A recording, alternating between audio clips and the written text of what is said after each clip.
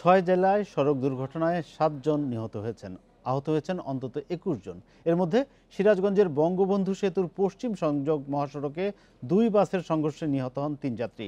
যশোরে পিকআপ ভ্যানের ধাক্কায় পা হারিয়েছে ষষ্ঠ শ্রেণীর ছাত্রী। বুধবার সকালে ভ্যানে স্কুলে যাচ্ছিল ষষ্ঠ শ্রেণীর নিপা, সপ্তম শ্রেণীর স্মৃতি ও নবম শ্রেণীর ছাত্রী রিপা। হঠাৎই দ্রুতগামী পিকআপ ভ্যান তাদের বহনকারী ভ্যানটিকে ধাক্কা দেয়। যশোরের নাভারণে যশোর বেনাপোল মহাসড়কের এই দুর্ঘটনায় পা হারান নিপা। গুরুতর আহত হন অন্য দুজন। ঘটনার প্রতিবাদে রাস্তায় নামে সহপাঠী ও স্থানীয়রা।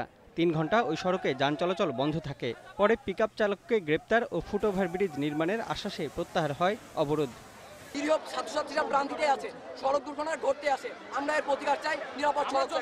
বাচ্চাটাকে সদর হাসপাতালে পাঠানো হয়েছে, সেখানে মেয়েটির অপারেশন হয়েছে, এখন সে সুস্থ আছে। বাচ্চাদের যে সমস্ত দাবি দেওয়া আছে সড়কের বিষয়ে আমরা সেগুলো পূরণ করবার চেষ্টা করছি। এদিকে বিকেলে সিরাজগঞ্জের সয়দাবাদে 2 বাসের সংঘর্ষে নিহত হয় 3 জন। আহতদের স্থানীয় বঙ্গমাতা শেখ ফজিলাতুন্নেসা মুজিব জেনারেল হাসপাতালে চিকিৎসা দেওয়া হয়। তাদেরকে আমরা উদ্ধার করে সদর হাসপাতালে পাঠাই এবং ঘটনাস্থলে একজন স্পট ডেড, একজন নিহত। আর পরবর্তীতে আমরা জানতে পারি হাসপাতাল সূত্রে যে হাসপাতাল আরও 2 জন মারা গেছে।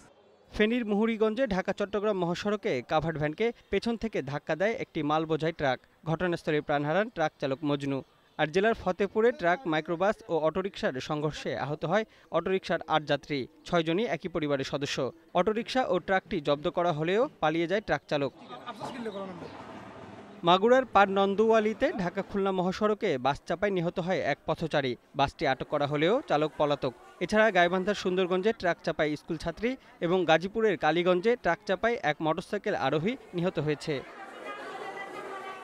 Mostafizur Rahman, Independent News desk.